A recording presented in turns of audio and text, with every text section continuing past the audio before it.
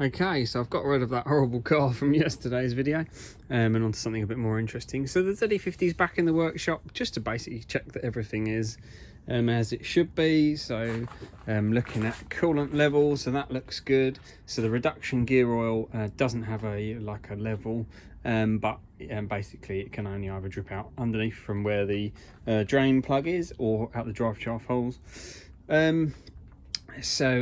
Yeah, just had a look at that and that all looks good. No issues with the car, everything works as expected, which is fantastic. Just been doing a couple of little finish up jobs, so just checking like wheel tightness and stuff, and then I finally got let's go down here. There's an air duct. It's kind of like, you can't really see it, but there's two holes, one there and one there, and there's kind of like an air duct like that, and so there's a little gap that way, and then it actually vents out just in the arch liner, which is kind of weird, but I guess this design's for efficiency as well as to look good, I guess. I actually couldn't find that one, and then I managed to find it on eBay, and oddly it actually vents out through a slot here, and this front arch liner was missing. So I fitted one from an earlier car basically because it was vastly cheaper and the mounting points were still there, but obviously it didn't have this slot, so I've just literally just cut a tiny little slot out of the arch liner. I hope you can kind of see that. Oh, there you go, you can see how the air goes through. So yeah, I've just cut like a little 1/2 inch slot out of there, and it's still all well fixed on because the mounting point just there. So yeah, I guess I've made that into a ZE50 one, so that's fine, that works.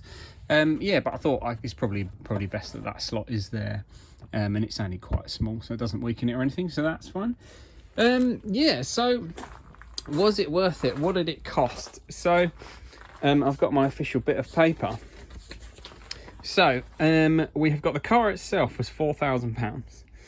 So that was broken right off. That's what I paid the guy. So basically, it's a guy who actually bought parts off before. He sort of buys an odd couple of cars from Co-Parts and does them up, and he had a Zoe that actually decided not to repair, so I bought some parts off him, sort of like motor stack, that kind of thing.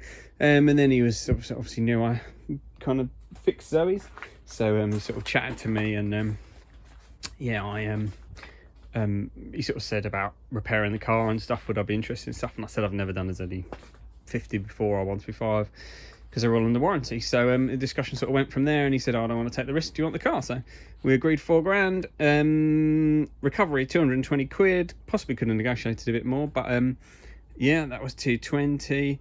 So PEC, so that's that big box that wraps around the motor there. So that actually cost me nothing, depending on how you look at it, because I bought and sold a few Zoe motors. So a lot of garages have asked me, have you got a Zoe motor? I've sort of looked around and got one.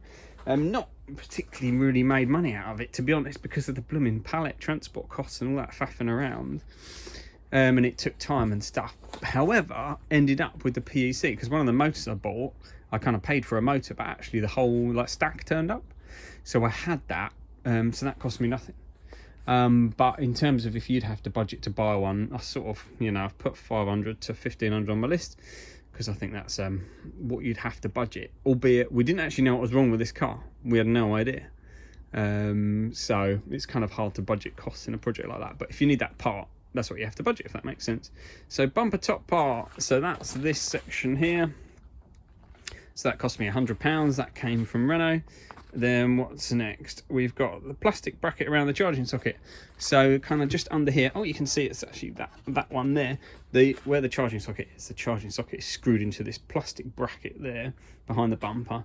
Yeah, that was sort of pretty well broken. If you've watched my previous videos, you'll know that. Yeah, so that cost 40 quid. Slam panel 80 quid on eBay. So that's this part here that's got these plastic thingies in it, so that section that goes across there, that was like completely obliterated. That's a lot, cost more from Renault, and I don't think actually is available, but I managed to find one on eBay by luck. It's not massively different from the earlier one, it has to be said. There are extra brackets and things, so I'm not sure if you could use an earlier one. It wouldn't be ideal, certainly. Right, driver side front arch liner, yeah, so we just talked about that. So that's that one over there. It was a pre one, so it didn't have that slot, and we cut it, and that was 30 quid. So the ZE50 front one I think was available, but it was a lot more expensive. That air duct, yeah, so that bit above and below the fog lights which I've just put in, which was a pain in the backside, that was 15 quid. Couldn't find that when I did the car, but I subsequently found it, which was good. Brush kit, so I put some brushes on the motor. That's excitation brushes, so it's not a brushed motor design, it's a 3-phase motor, but it doesn't have any magnets, so the rotor is wound and the stator is wound, so it's coils against coils instead of coils against magnets. So you gotta make both coils magnetic, so it's got brushes. To do that, it's not essential to do that. I could have left the old ones on there, but this is my wife's car, I'm going to keep it a long time, and it kind of seems silly not to just put some new ones on, basically. So that was 100 quid, kind of optional, that's my choice. There was an air conditioning pipe that was behind the radiator, it was damaged because it had been pushed into the stack. I had trouble kind of trying to find that, but then actually bought a whole kit of AC pipes from a Zoe, and which was 40 quid, so I've kind of said that cost 20 quid basically. It was one of them, a front bumper large oval guide, so behind that radiator, behind that grille, in front of the radiator, there's this big oval piece with a kind of slot out of it, and that just wasn't here on the car, so that was 40 quid. I said 10 quid coolant, 10 quid gear oil, 3/4 of a litre. I put in AC gas, cost me nothing because I have a very nice garage who I do quite a bit of stuff in sort of partnership with, who do my regasses for free. I've attempted to pay him in the past, but he said no. But I kind of like pop up and look at diagnostic stuff with him, and we do various things, help him find parts and all that kind of stuff. So yeah, there you go.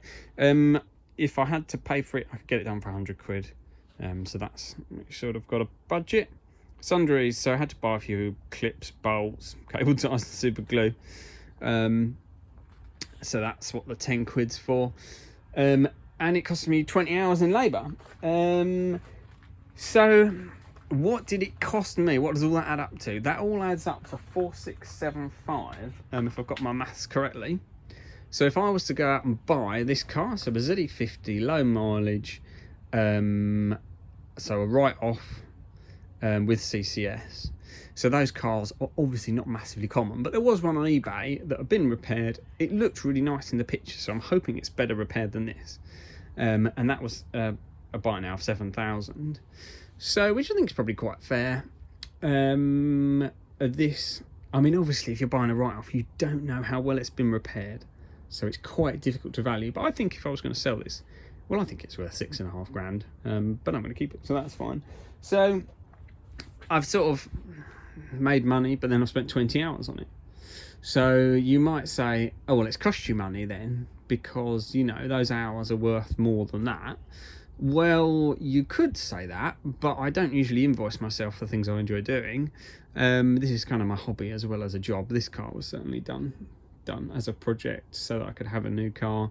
I wouldn't go out and spend 6.5 grand, but I could kind of spend that sort of 4.5, 4,675, on the basis that the old blue Zoe is probably worth 3,000 when I get that all, you know, fully working and sell that. So, you know, it's cost me 1,670 quid and I've got a ZE50 with CCS, so I'm pretty happy with that. Yeah, obviously if you paid a garage, you would have to pay that labour, so it's kind of gonna sting a bit in that way, and you don't know what you're gonna get. Which is difficult. Maybe you can do some of it yourself, do all the bodywork yourself, get them to do the mechanical. That could work, I suppose. Was it worth it? The question is, well, to me, it was massively worth it because I'd never done a ZE50 project before because they're all under warranty. I've not done an R135 because that only came in with the ZE50s. I've not done a CCS Zoe before. And to learn about these is massively beneficial because I work on the Zoes all the time. And obviously these are going to start coming through workshops and people are going to ask me questions about them and garages that I know and stuff, and people are going to want diagnostic info. And I've got a test case here. I've worked on one. I can talk to people about them. I can take on other ZE50 projects. So that the learning is massively beneficial to me. But obviously that has a different value to everyone. So I'm happy. I believe it was worth it. Whether you're in a position to do it yourself is obviously, you know, a lot different. It's not something I can recommend, and obviously we had no idea what was wrong with this car, so very difficult to value, but that's what it's cost. I enjoyed it.